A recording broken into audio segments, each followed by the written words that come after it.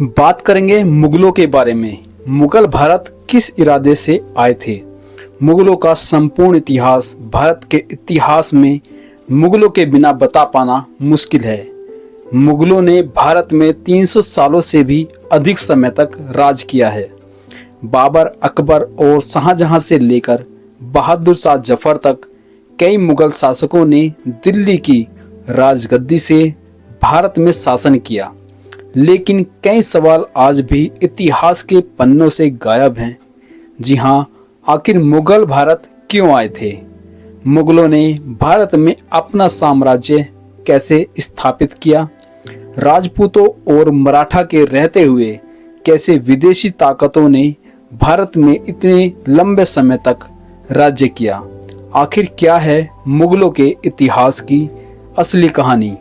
तो आइए जानते हैं इसके बारे में थोड़ा विस्तृत से समझाते हैं आपको। दोस्तों, अगर आप बाबर हिंदुस्तान नहीं आता तो भारत में मुगल साम्राज्य की स्थापना नहीं हो पाती।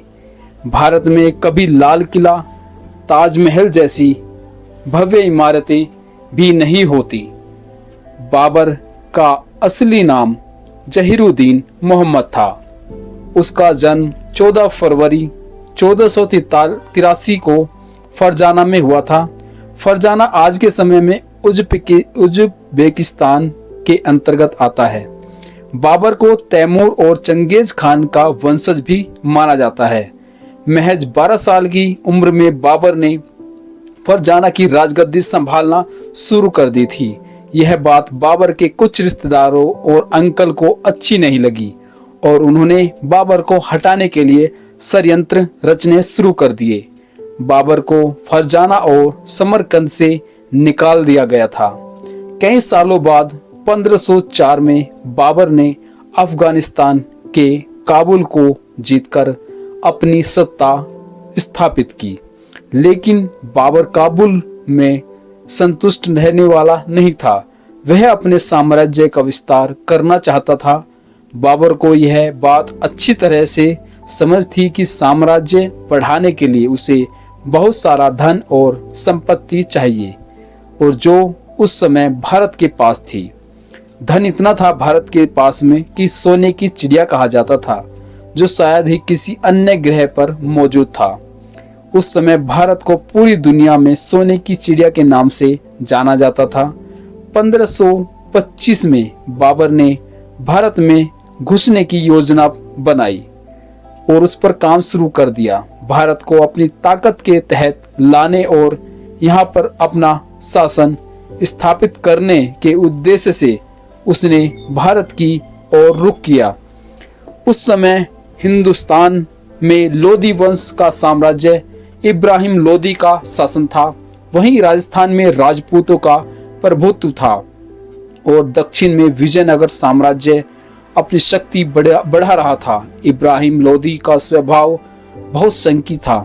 उसे सत्ता से हटाने के लिए उसके चाचा अलाउद्दीन लोदी और पंजाब के गवर्नर दौलत खान ने एक साजिश बनाई और काबुल से बाबर को भारत आने का निमंत्रण भेजा। और बाबर को जैसे ही इस मौके का इंतजार था, वह तुरंत अपनी सेना के साथ वह भारत की ओर बढ़ चला। 15 दिसंबर 1525 को बाबर ने सिंधु नदी पार की और बाबर के पास केवल 12,000 सैनिकों की सेना थी। सिंधु नदी पार करते ही बाबर ने पंजाब प्रांत के क्षेत्र में अपना कब्जा करना शुरू कर दिया। बाबर के पास एक मजबूत सेना थी जिसमें तोपखाने और बारूद गन पाउडर भी शामिल था, जो उसे युद्ध में अतिरिक्त ताकत प्रदान करते थे। बैटल ऑफ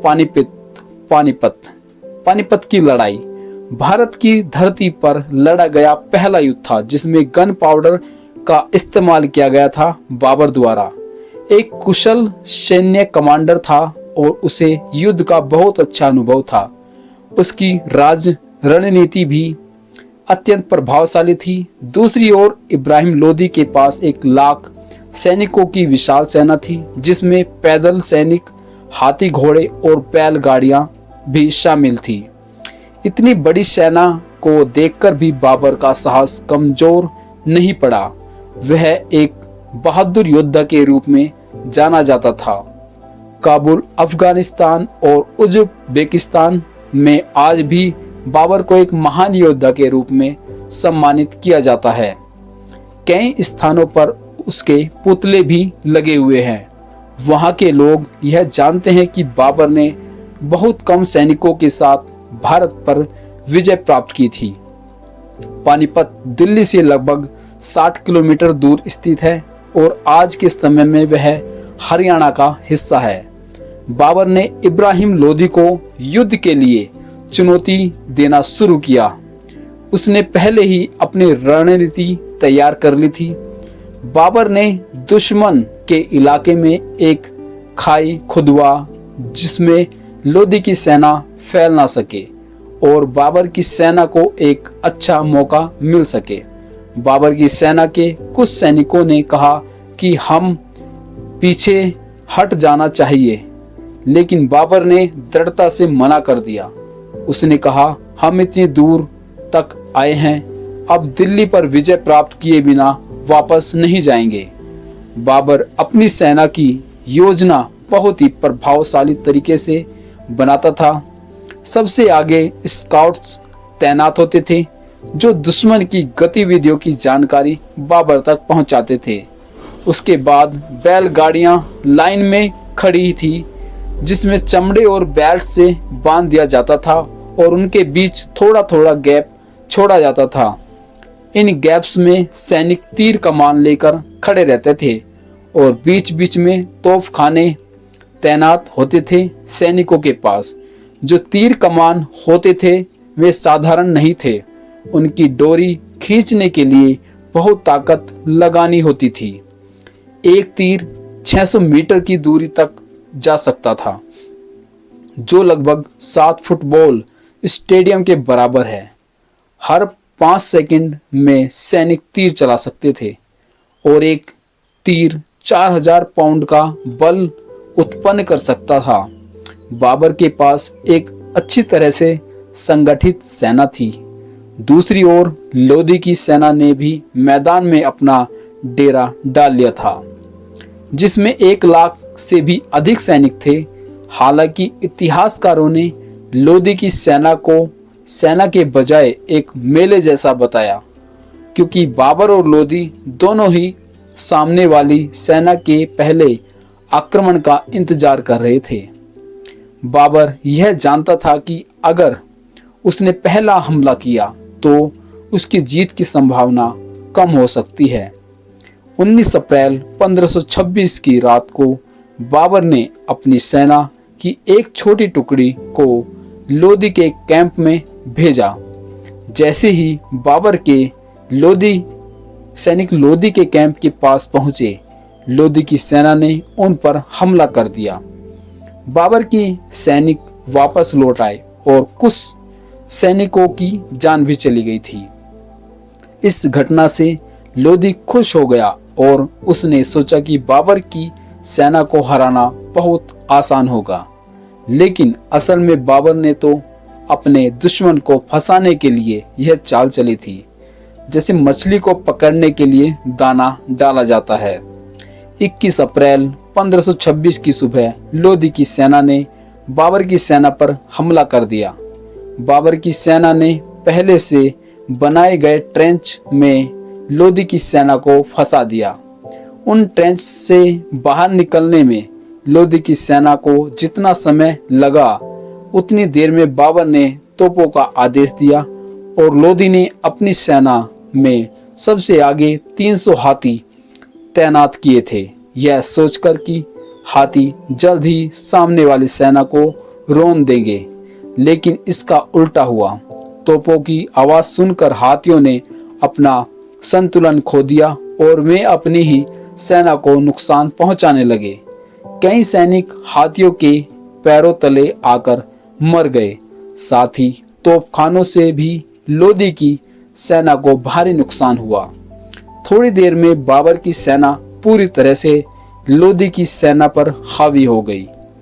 कई घंटों तक युद्ध चलता रहा। शाम होते होते लोदी मारा गया। उसका कटा हुआ सिर बाबर के सामने लाकर पेश कर दिया गया। युद्ध के बाद बाबर को अपार धन दौलत प्राप्त हुई। इतिहासकारों के अनुसार बाबर ने वह सारा धन जनता में वितरित कर दिया और उसके बाद जनता ने उसे कलंदर उपाधि दी। सन 1926 में 43 साल की उम्र में बाबर ने दिल्ली में मुगल सल्तनत की स्थापना की। लोदी को हराने के बाद राजपूतों ने उसका विरोध किया। पानीपत की लड़ाई के बाद बाबर ने 3 प्रमुख युद्ध लड़े, एक battle of Khanwa, battle of Chanderi और बैटल ऑफ घाघरा। इन तीनों युद्धों में जीत हासिल की। हुमायूं की दिल्ली का बादशाह बनाया गया। हुमायूं के 3 और भाई थे जिन्हें अलग अलग राज्यों की जिम्मेदारी दी गई थी। हुमायूं एक शांत स्वभाव के बादशाह माने जाते थे। इतिहासकारों का मानना है कि कोई भी निर्णय सोच समझकर लिया करते थे, लेकिन उनके भाइयों का मन हमेशा षड्यंत्र में लगा रहता था। तीनों भाई मिलकर यह योजना बनाते थे कि हुमायूं से दिल्ली का तख्ता कैसे छीना जाए। कई बार भाइयों के बीच संघर्ष भी हुआ। हुमायूं पर कई बार जानलेवा हमला किया गया। 1539 में चौसा में हुमायूं की भीषण लड़ाई हुई और 1540 में बिलग्राम में भी युद्ध हुआ। इस युद्ध में हुमायूं को हार का सामना करना पड़ा और शेर शाह ने विजय प्राप्त की। युद्ध में हार के कारण हुमायूं को अपनी जान बचाकर भारत से ही भागना पड़ा। कुछ समय तक सिंध में भेष बदलकर रहे। इस दौरान हुमायूं ने हमीदा बानो से शादी की और मोहम्मद जलालुद्दीन अकबर को जन्म दिया। करीब 15 साल तक भारत से बाहर रहते हुए बाद में हुमायूं ने अपनी विशाल सेना तैयार की, जिसमें 1555 में हुमायूं ने फिर से दिल्ली पर कब्जा किया। लेकिन उसी साल लाइब्रेरी में सीढ़ियां चढ़ते वक्त उसका पैर फिसल गया और लाइब्रेरी में ही उसकी मृत्यु हो गई। हुमायूं की मौत के बाद मुगल साम्राज्य लड़खड़ा सा गया और राजा हेमू ने दिल्ली पर आक्रमण कर दिया। उस समय अकबर की उम्र केवल 12 वर्ष थी। वह राजा हेमू की सेना के आगे कुछ नहीं था पाया, लेकिन मुगलों के पास एक वफादार सेनापति था जिसका नाम बैरम खान था। बैरम खान ने एक सेना तैयार की, अकबर को युद्ध कौशल सिखाया और 1556 में पानीपत की दूसरी लड़ाई में राजा हेमू को हराया। 13 साल की उम्र में अकबर दिल्ली के तख्त पर बैठ गया। अकबर एक धर्मनिरपेक्ष शासक माना जाता था। उसने राजा बनने के बाद लोगों का दिल जीतने की शुरुआत की। 1568 में उसने चित्तौड़ पर विजय प्राप्त की, लेकिन इसके लिए उसे काफी मेहनत करनी पड़ी थी। दिल्ली पर कब्जा करने के बाद अकबर ने राजस्थान को जीतने की योजना बनाई, क्योंकि राजस्थान के राजपूत बहुत बहादुर माने जाते थे। अकबर जानता था कि यदि राजस्थान को जीत लिया तो पूरे हिंदुस्तान पर उसी का शासन होगा, शासन हो जाएगा। राजस्थान के कारीगरों के हथियार बनाने में महाभारत थी। हथियार बहुत अच्छे से जानते थे, जबकि अकबर की सेना में दशमस स्टील से बने हथियार इस्तेमाल होते थे। खासकर जंग में दुश्मन का सीना छीलने करने के बनाए जाते थे हथियार। अकबर अपने हाथियों को भी चीरा बख्तर नामक लोहे का कवच पहना रखता था। उसे हाथियों से बहुत प्रेम था। यदि किसी को मौत की सजा देनी होती थी तो उसे हाथियों के पैरों के नीचे कुचलवा देता था। चित्तौड़ राजस्थान का सबसे मजबूत साम्राज्य था और उसका किला अभेद्य माना जाता था। वहां तक पहुंचने के लिए अकबर ने एक विशेष योजना बनाई। उसने एक सुरंग खोदी जिससे उसकी सेना किले तक पहुंच सके। चित्तौड़ का किला एक पहाड़ी पर स्थित था और वहां तक सीधे पहुंचना असंभव था। दूर दूर ही से चित्तौड़ के सैनिक दुश्मन की सेना को देख लेते थे और ऊपर से तीर की बौछार कर देते थे। लेकिन अकबर के मन में जीत का उत्साह था और लगातार प्रयासों के बाद 25 फरवरी 1528 को उसने चित्तौड़ के किले को जीत लिया। इस जीत को उसने दोहरी जीत से साबित करके दिखाया।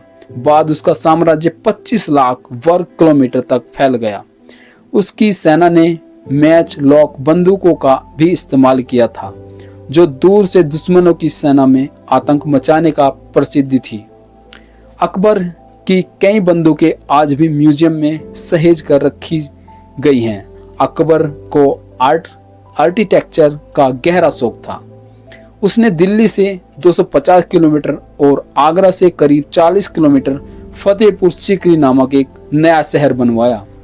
इस शहर में कई बाग और महल बनाए गए थे और अकबर अपनी राजधानी यहाँ स्थानांतरित करना चाहता था। फतेहपुर में पानी की कमी ना हो, इसके लिए उसने डैम बनवाए और किले तक पानी पहुंचाने के लिए इंजीनियरों की मदद से विशेष मशीनें तैयार करवाई।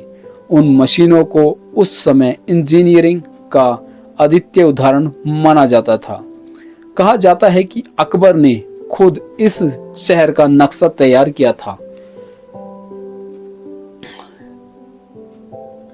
खुद मजदूरों के साथ कुछ समय काम किया। फतेहपुर सीकरी को बसाने में कुल 16 साल लगे, लेकिन दुर्भाग्यवश यह शहर जल्द ही वीरान हो गया। दोस्तों, अकबर एक बहुत ही समझदार और दूरदर्शी बादशाह था और ये बहुत ही बेईमानी करके राजपूतों से इसने बहुत सारे साम्राज्य छीने, लेकिन वह पढ़ा लिखा नहीं था। उसने हिंदुओं पर लगने वाले जजिया कर को समाप्त कर दिया था। साल 1605 में अकबर की फूड पॉइजनिंग के कारण मृत्यु हो गई। अकबर के बाद सलीम ने दिल्ली की सत्ता संभाली। सलीम एक अय्याशा और विलासी व्यक्ति था। उसे अपना नाम भी पसंद नहीं था और उसने अपना नाम बदलकर जहांगीर रख लिया। जहांगीर को अन्याय और जुल्म से सख्त नफरत थी। वह गुनाहगारों को कड़ी और क्रूर सजा दिया करता था। जहांगीर ने अपने जीवन में कुल 20 शादी की थी। मानबाई उसकी सबसे प्रसिद्ध पत्नी थी। हालांकि जहांगीर का दिल सबसे ज्यादा नूरा जहां के लिए धड़कता था। जहांगीर के शासनकाल में ही अंग्रेजों ने भारत में आकर ईस्ट इंडिया कंपनी की स्थापना की थी और व्यापार करने की अनुमति भी जहांगीर ने ही उनको दी थी। 20 पत्नियों से कई संतानें हुई, लेकिन उसका केवल एक छोटा ही जीवित बचा था। नाम खुर्रम खान यानी शाहजहां रखा गया था उसके छोटे बेटे का नाम। 1627 में जहांगीर की मृत्यु हो गई। बाद में शाहजहां दिल्ली का बादशाह बना। शाहजहां के शासनकाल में दिल्ली और पूरे भारत में तेजी से विकास हुआ। उस समय दुनिया के 1/4 सामान का उत्पादन भारत में हो रहा था। दिल्ली आर्थिक दृष्टि से मजबूत होता गया। कला और वास्तुकला को भी उस समय बहुत बढ़ावा मिला। शाहजहां के आदेश पर कई ऐतिहासिक और द्वितीय निर्माण हुए, जैसे मोती मस्जिद, ताजमहल, दिल्ली का लाल किला और दीवाने आम और दीवाने खास, जो अब एक प्रसिद्ध शाहजहां ने अपने एक अद्वितीय मयूर सिंहासन को भी बनवाया था, जिसमें कई बहुमूल्य हीरे चढ़े गए थे। लेकिन 1649 में ईरान के शासक नादिर शाह ने युद्ध में शाहजहां को हराकर मयूर सिंहासन को अपने साथ ले गया था। शाहजहां वृद्ध होने के लगे थे और अपने राज्य का प्रबंधन अपने बेटों को सौंपना चाहते थे।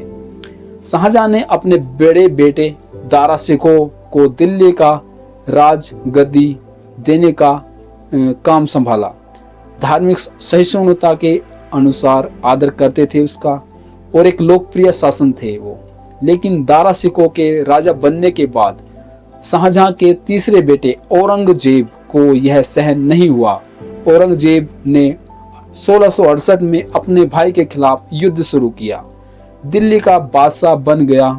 बादशाह बनते ही उसने अपने पिता को आगरा किले में बंद करवा दिया था, अपने भाई को मौत के घाट उतार दिया था। औरंगजेब क्रूरता का अंदाजा नहीं था उसकी। वह अपने भाई की मौत के बाद उसका सिर काटकर औरंगजेब अपने पिता के पास ले गया था। औरंगजेब के बादशाह बनने के बाद हिंदुओं पर अत्याचार शुरू हो गया। उसने जगह जगह मंदिरों को तुड़वाकर मस्जिदों का निर्माण कराया था और कई हिंदुओं का जबरन धर्म परिवर्तन भी कराया था। इसके शासनकाल में हर जगह हत्या और हिंसा का माहौल था। स्थिति मराठों, मरवाड़ा, राजपूतों और कई अन्य हिंदू राजाओं को बिल्कुल पसंद नहीं आई और उन्होंने औरंगजेब के खिलाफ युद्ध शुरू कर दिया। औरंगजेब युद्ध में घायल हुआ और करीब 3 महीने तक बिस्तर पर पड़ा रहा। 1707 में उसने बिस्तर पे ही दम तोड़ दिया था। औरंगजेब के मौत के बाद मुगल साम्राज्य धीरे धीरे पतन की ओर बढ़ने लगा था। उसने दिल्ली में कई मुगल बादशाह आए, लेकिन उनमें से कोई भी पहले के मुगलों के सक्षम नहीं था। 1707 में से 1712 तक बहादुर शाह जफर ने दिल्ली में शासन किया। उसके बाद चंद्री शाह, बारूक, शयार मोहम्मद शाह रंगीला, आलमगीर शाहजहां तृतीय और अकबर द्वितीय जैसे कई शासक आए, लेकिन इनमें से किसी ने भी लंबे समय तक शासन नहीं किया। बाद में बहुत कम समय में दिल्ली के बादशाह बदलते रहे। दूसरी ओर अंग्रेज लगातार अपनी शक्ति बढ़ा रहे थे। उन्होंने कई राज्यों में मुगलों का शासन खत्म हो चुका था। उन्हीं के सामने मुगलों की अंतिम शासक बहादुर शाह जफर द्वितीय थे, जिनकी मृत्यु सन 1822 में म्यांमार में हुई थी। हालांकि बहादुर शाह जफर की मृत्यु से पहले ही मुगल साम्राज्य का अस्तित्व समाप्त हो चुका था। सन 1857 में मुगल साम्राज्य का दिल्ली में अंतिम पतन हुआ था। दोस्तों, यह थी भारत में मुगलों के इतिहास की कहानी। अगर आपको यह कहानी दिलचस्प टॉपिक्स लगा हो तो नीचे हमारे वीडियो की कमेंट बॉक्स में एक कमेंट जरूर बताएं। इस वीडियो से आपको कुछ नया जानने या सीखने को मिला होगा। फिर यह वीडियो आपको इंटरेस्टिंग लगा हो तो कृपया इसे लाइक करें और अपने दोस्तों और परिवारों में शेयर जरूर करें। अगर आप इस चैनल पर नए हैं तो हमारे चैनल को सब्सक्राइब करके बेल आइकन को ऑन कर लेना, ताकि हर एक वीडियो का नोटिफिकेशन आपको मिल सके। और अगला वीडियो मिस मत करना। हमारा अगला वीडियो बहुत ही जल्द आने वाला है। दोस्तों, जानकारी अगर अच्छी लगी हो तो शेयर करना ना भूलें और हमारे चैनल को सब्सक्राइब जरूर कर लें। बहुत ही इंटरेस्टिंग कहानी है। अगली कहानी भी हम बहुत ही जल्द आपके लिए प्रस्तुत करेंगे।